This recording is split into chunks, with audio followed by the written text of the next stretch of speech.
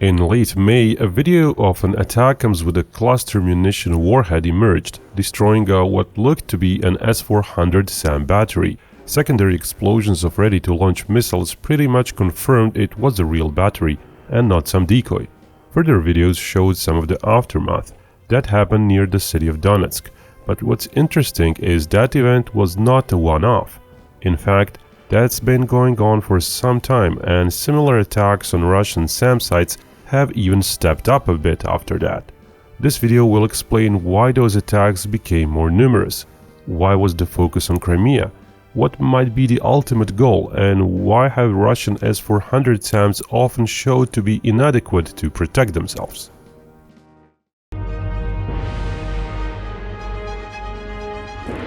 Recent attacks on Russian SAM sites have been done mostly using ATACMS missiles. That also means Russia got more access to ATACMS. The media actually wrote about that. Ground News, which is sponsoring this video, lists said coverage, and it's quite interesting. Over half of the sources are right-leaning, with quite a few being reported in Russia itself. Sure, Reuters and Newsweek covered it, but most of the Western media stayed away from this, with just 15 sources covering the story. Ground News allows you to see stuff like that. It puts the media coverage and media bias in context. The headlines are informative and not clickbaity, and the news is summarized without sensationalistic tones. I love their blind spot feature, where I can quickly find news bits that aren't that often covered by media sources from both sides of the political spectrum. You can check out Ground News as well. If you use my link ground.news/Binkov or click the link below the video or scan the QR code to subscribe, you will get 40% off their Vantage plan, which is what I use to get unlimited access to all the Ground News features. So check them out. To continue that timeline of attacks, we have to point out that in mid-May an S-400 engagement radar was also destroyed in Crimea.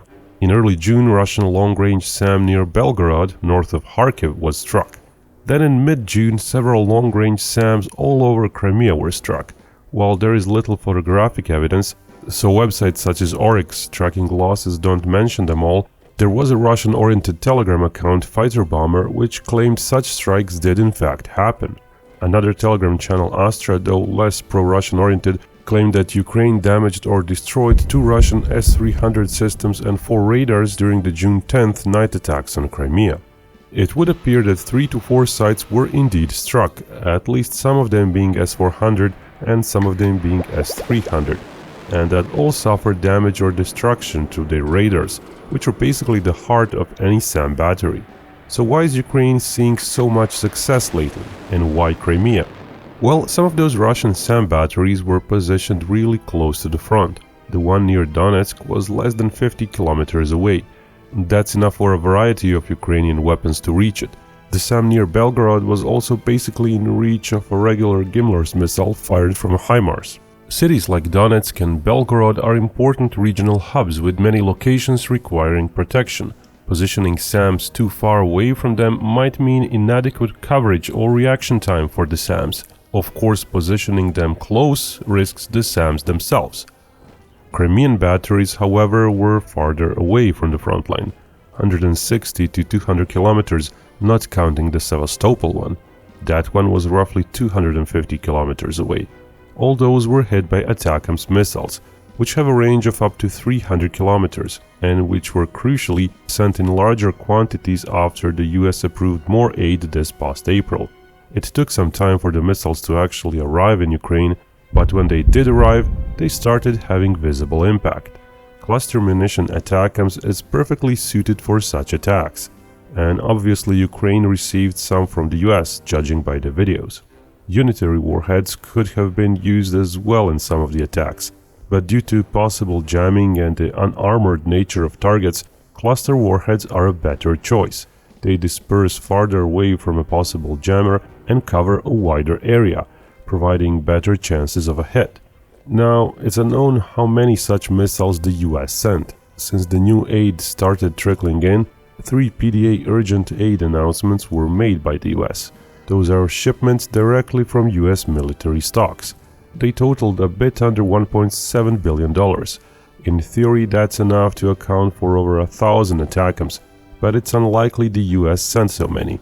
One, there's lots of other important arms to be sent as well. And two, the US doesn't have countless ATACMS missiles in the first place. Previously, it was very careful not to send too many until it started getting replacement missiles.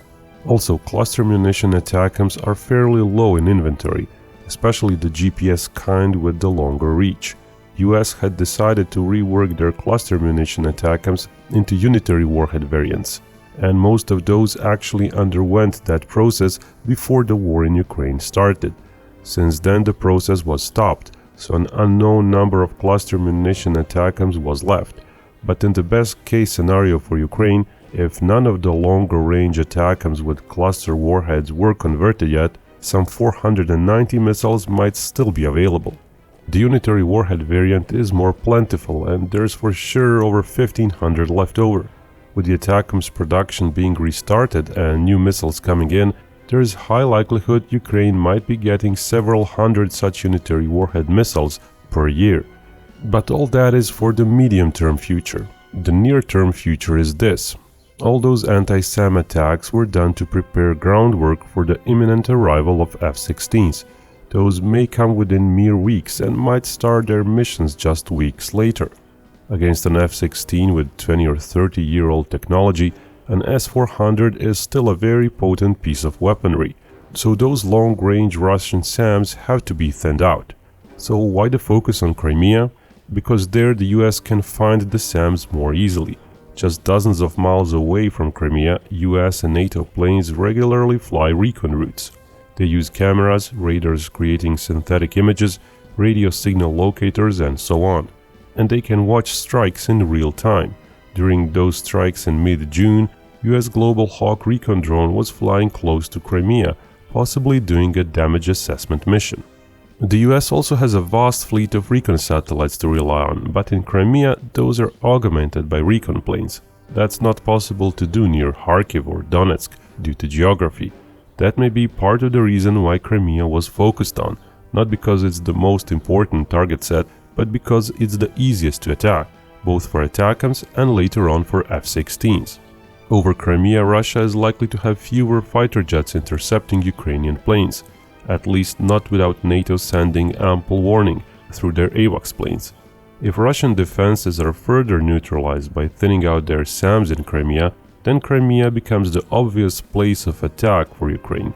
Ukraine would lose fewer planes attacking Crimea compared to the numbers it would lose if it tried to attack the Donbas region. Other reason may be political or symbolic. Crimea is a symbol to both Ukraine and Russia. Hitting Crimea repeatedly might achieve a greater morale effect, which Ukraine sorely needs lately. And in the end, why did S-400 fare badly against ATACMS? Well, we don't know how badly it fared, as we don't know how many ATACMS were used in each attack. Any SAM battery has a finite number of targets it can engage, and S-400, despite its fame, is actually not well optimized against saturation attacks.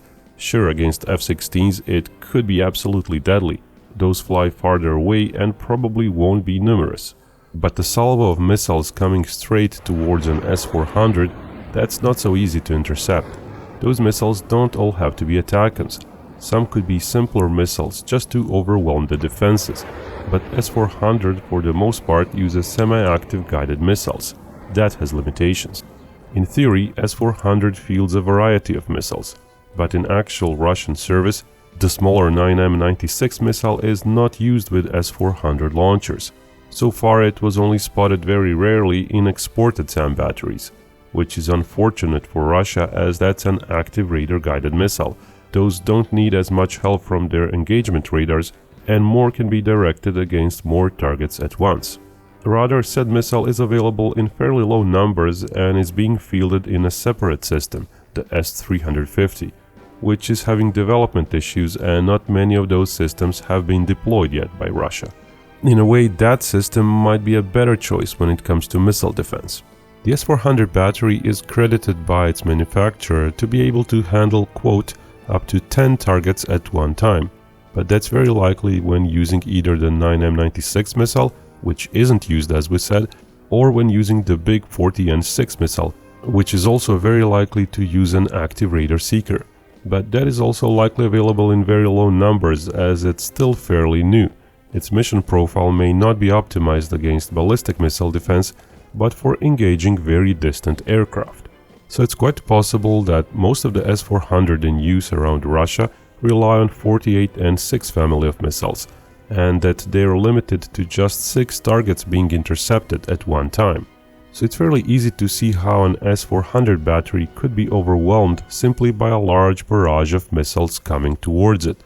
S-400 is credited by its manufacturer with up to a 60-kilometer reach when fighting ballistic missiles, but in reality that may be less.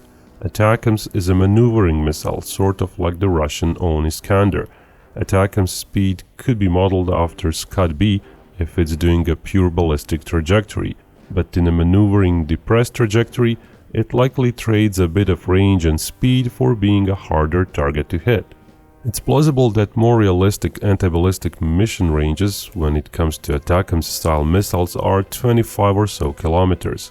That's because said anti-ballistic missile range is claimed by the US PAC-3 and the Chinese HQ-9.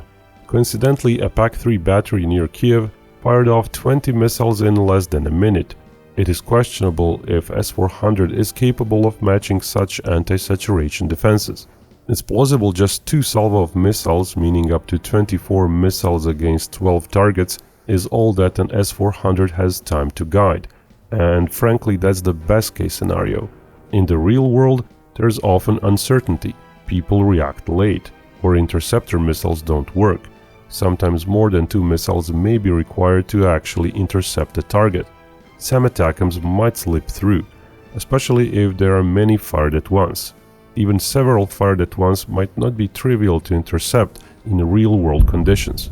It's not that all ATACMS are going through. Russian sources claim that at times they intercepted 8 ATACMS on certain days, not known if all were striking the same targets, but evidently Russia is struggling to intercept enough of them.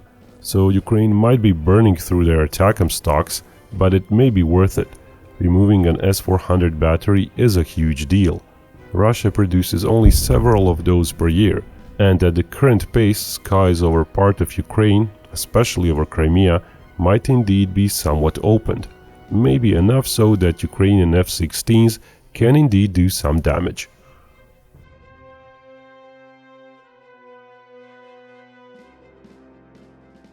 And remember, Binkov may talk about war, but only real peace can bring us all together.